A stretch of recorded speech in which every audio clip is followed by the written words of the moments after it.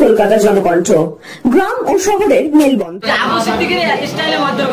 তাহলে কি এক একটা থানাতে এই রাজ্যের পুলিশ মন্ত্রী মমতা বন্দ্যোপাধ্যায় সে রাজ্যে তাহলে কি আরএসএস ঢুকে গিয়েছে থানাতে? দেখুন, কে কোথায় ঢুকেছে নতুন করে আর বলতে লাগবে না, কারণ 2011 সালের আগে পশ্চিমবাংলায় আরএসএস এর সদস্য সংখ্যা থেকে শুরু করে সংগঠনের সংখ্যা যেটা ছিল তার কয়েক হাজার গুণ বৃদ্ধি পেয়েছে এই 11-12 বছরের তৃণমূলের আমলে।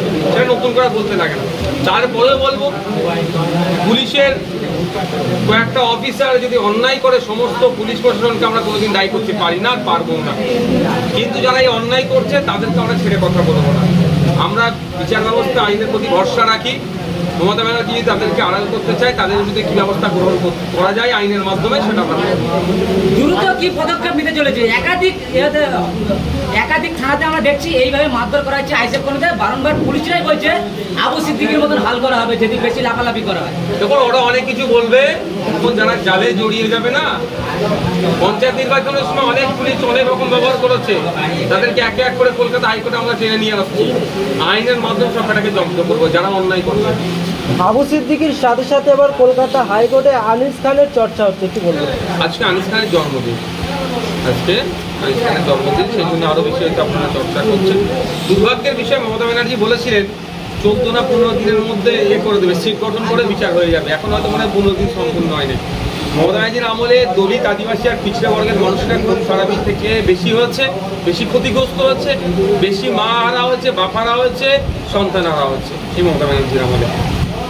যে রাজ্যে পুলিশ মমতা বন্দ্যোপাধ্যায়ের হাতে স্কুল কলেজ, সেই রাজ্যে স্কুলে নাম প্রেজেন্ট করানোর সময় জয় শ্রীরাম বলানো হচ্ছে, ভিডিও ভাইরাল হয়েছে, কি বলবেন? দেখুন, ইতিপূর্বে এই ঘটনা অনেক ঘটেছে। আমি বিধানসভার অন্দরে হিজাব পড়া নিয়ে অনেক প্রশ্ন করেছি। হিজাব পড়ার কারণে উচ্চ মাধ্যমিক পরীক্ষার কেন্দ্রে ঢুকতে দিচ্ছিল না। হিজাব পড়ার কারণে আপনার আশাকর্মীকে থেকে বার করে দিয়েছিল। হিজাব পড়ার কারণে এক ছাত্রীকে চড় মেরেছিল। এই নিয়ে একটা বিভ্রান্তিকর পরিস্থিতি তৈরি করার চেষ্টা হচ্ছে রাজ্যে। সেটা নিয়ে মুখ্যমন্ত্রীকে আমি সরাসরি দৃষ্টি আকর্ষণ করেছি। কিন্তু দুর্ভাগ্যের বিষয়, তারা চায় এই ধরনের, আমার মনে হয় তারা চায় এই ধরনের কর্মকাণ্ড যত রাজ্যে বাড়বে, মুসলিমদেরকে ভয় পাওয়ানো যাবে। মুসলিমরা ভয় পেয়ে গেলে কুক্ষিগত হয়ে মমতা ব্যানার্জির পকেটে ঢুকে বসে থাকবে। আর মমতা ব্যানার্জির পকেটে ঢুকে বসে থাকলে মুসলিমরা তাদের দাবি দেওয়ার কথা বলবে না, চাকরির কথা বলবে না, ওয়াকাফ সম্পত্তি উদ্ধারের কথা বলবে না, শুধু বেঁচে আছি এতটুকুই বলে দেবে। ফলে এই দিন দেখতে হচ্ছে। নাহলে বোঝুন না, দীর্ঘদিন ধরে দাবি করা আসছে দুটো ঈদের 6টা দিন ছুটি, কারণ সেটাও সায়েন্টিফিক তার কারণ আছে, তার নির্দিষ্ট কারণ আছে। আরবি মাসের চাঁদ দেখে মুসলিম সমাজের মানুষরা রোজা রাখে, চাঁদ সন্ধ্যার পরে ওঠে। ফলে 29 তারিখে অনেক সময় ঈদ হয়, 30 তারিখে ঈদ হয়। সেই একটা ঈদের 29 তারিখ 30 তারিখে ঈদের পরের দিন ছুটি, 3 দিন করে ছুটির জন্য ডিমান্ড করা হচ্ছে। তারা তো ভ্রুক্ষেপ করেনি, উল্টে অন্য সম্প্রদায়ের ধর্মীয় অনুষ্ঠানে আর্থিকভাবে সহায়তা করছে। অনেকে বলছে ঈদে দিতে হবে, নবী দিবসে দিতে হবে, কুর্মীরা বলবে তাদের দিতে হবে, আদিবাসীরা বলবে তাদের দিতে হবে, খ্রিস্টানরা বলবে তাদের দিতে হবে, বা অন্য অন্য যারা জাতি আছে তারা দিতে চাইবে। সেটাই পক্ষপাতী নয়। কিন্তু আমি যেটা স্পেসিফিক বলতে চাইছি, সংখ্যালঘুদের দীর্ঘদিনের দাবি পূরণ হচ্ছে না, কারণ পকেটে ঢুকিয়ে দিয়েছে বিজেপির ভয় দেখি। আর এই ধরনের যে বলছেন, এই যে স্লোগানিং যেগুলো বলছেন, এগুলো হচ্ছে আমার মনে হয় যে এদের তৈরি করা প্ল্যান, শুধু মুসলিমকে ভয় দেখিয়ে ভোটটা নেবে। 21শে জুলাই তৃণমূল কংগ্রেসের ডাকে কলকাতা একটা সভা হয়েছিল, যারা শহীদ হয়েছিলেন তাদের আত্মা শান্তি কামনার জন্য। কিন্তু সেই সভাতে কিছু তৃণমূল সমর্থক কর্মীরা ডিজে গান বাজিয়ে তাদের আত্মার শান্তি ব্যানার লাগানো আছে। দেখুন, এইটা তৃণমূল কংগ্রেসের কালচার। কোথায় কি করতে হবে তারা বলে গেছে। সবেতে ডিজে গান, কোনো জায়গায় তৃতীয় লিঙ্গের নিয়ে এসে তাদেরকে নিয়ে নৃত্য পরিবেশন করানো, এই ধরনের তাদের কালচারে পরিণত হয়েছে একটা। এটা তাদের নতুন কোনো ব্যাপার নাই। যারা জাতীয় সঙ্গীত পরিবেশন করতে দেয় না, মাঝপথে আটকে দেয়, যারা জাতীয় পতাকা কেড়ে নেয়, ছেড়ে নেয়, তারা এগুলো দেখার জন্য ছোট ছোট। একদিকে চাকরির প্রার্থীরা রাস্তায় আন্দোলন করছেন, অন্যদিকে পুজো কমিটি বাৎসরিক যে অনুদান সেটা বাড়িয়ে 1 লক্ষ টাকা করে দিয়েছে। কি বলবো? পুজো কমিটিকে নয়, একটু ঘুরিয়ে করছে, এটা ক্লাবকে দিচ্ছে, প্রাইভেট 43,000 ক্লাবকে ওটা দিচ্ছে। অ্যাকচুয়াল ধরে রাখাচ্ছে বেশ কয়েকটা কারণ, তার মধ্যে মোদি বড় হিন্দুদের নেতা না দিদি বড় হিন্দুদের নেতা, এই লড়াই চলছে। কে বড় হিন্দুদের নেতা হবে এই নিয়ে লড়াই চলছে। আর এদিকে অর্থনৈতিক দুরবস্থা। আপনাদের ভাঙড় 1 নম্বর ব্লকে 2 নম্বর ব্লকের কথা বলছি, এই যে বরানি ঘাটের ব্রিজ, এই কাঠের ব্রিজ যে কোনো সময় দুর্ঘটনা ঘটতে পারে। এটা সংস্কারের কথা যখন আমি বলি, এই ধরনের কাঠের ব্রিজগুলো সংস্কারের কথা বললে, কংক্রিটের ব্রিজ করার কথা বললে বলে টাকা নাই। আপনাদের নরমুড়ি হসপিটালের ডাক্তার ঠিক মতো নয়, কিছু হলেই চিত্তরঞ্জনে ট্রান্সফার করে দিচ্ছে, রেফার করে দিচ্ছে চিত্তরঞ্জন।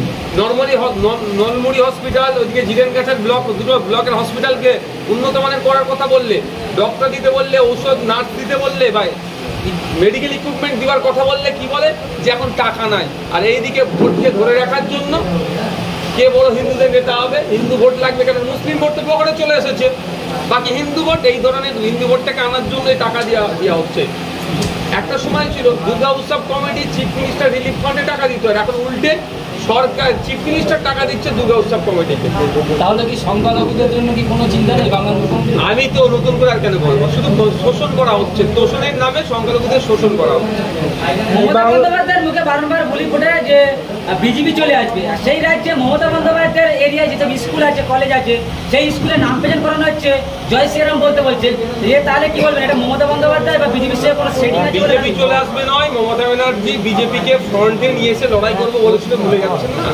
মমতা ব্যানার্জি চাইবে এই রাজ্যে বিজেপি শক্তিশালী থাকুক, কারণ বিজেপি শক্তিশালী থাকলে বিজেপির ভয় দেখিয়ে 30% মুসলিম ভোটকে সহজেই পেয়ে যাবে।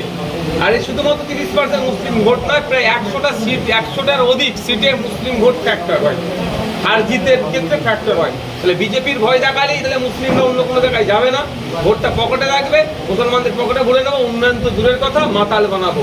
আমি ভাঙড়ের কথা বলছি, বারবার আমি বিধানসভায় দাঁড়িয়ে ভাঙড়ের শিক্ষা, স্বাস্থ্য, কর্মসংস্থানের জন্য বারবার ডিমান্ড করছি। 1998 সালে একটা কলেজ হয়েছিল ভাঙড়ে, মহিলা কলেজের জন্য বলছি, হিমঘরের কথা বলছি, সেক্ষেত্রে কোনো ভ্রুক্ষেপ করছে না। কিন্তু খোঁজ নিয়ে দেখুন, এই 12-13 বছরে ভাঙড়ে মদের দোকান কিভাবে বৃদ্ধি পেয়েছে। সারা রাজ্যে 21,000 মদের দোকান করেছে। অপেক্ষা করছি এবং আপনাদেরকে জানিয়ে রাখি, লোয়ার কোর্টে যদি বিচার না আমার মনের মতো না হয়, সেটাকে চ্যালেঞ্জ করে যেমন আমরা ডিস্ট্রিক্ট কোর্টে যেতে পারি, জজ কোর্টে যেতে পারি, ঠিক একইভাবে জজ কোর্ট করে একটা অর্ডার দিয়েছে, সেটাকে আমাদের হয়তো আমার মনের মতো হচ্ছে না, সেটাকে আমরা চ্যালেঞ্জ করে হাইকোর্টে যেতে পারি। হাইকোর্টে এই ধরনের কোনো অর্ডার যদি আমার না মনে হচ্ছে যে আমার পক্ষে আসেনি, সেটাকে চ্যালেঞ্জ করে সুপ্রিম কোর্টে যেতে পারি। তো যেটা বলছেন একের পর এক ডেটটা বলছে, আমরা কয়েকটা দিন অপেক্ষা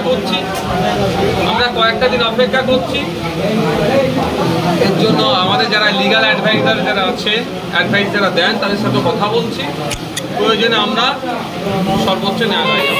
আপনি কি সুচিকিৎসার কথা ভাবছেন? আজই চলে আসুন শীষ general and eye care hospital. 40 বছর মানুষের সেবায় নিয়োজিত সুচিকিৎসার বিশ্বস্ত প্রতিষ্ঠান। কলকাতার অভিজ্ঞ ডাক্তার দ্বারা অপারেশন ও চিকিৎসা করা হয়। কাঠালিয়া, ভাঙড়, কাশীপুর, দক্ষিণ 24 পরগনা। যোগাযোগ 7407337744, 7407441234।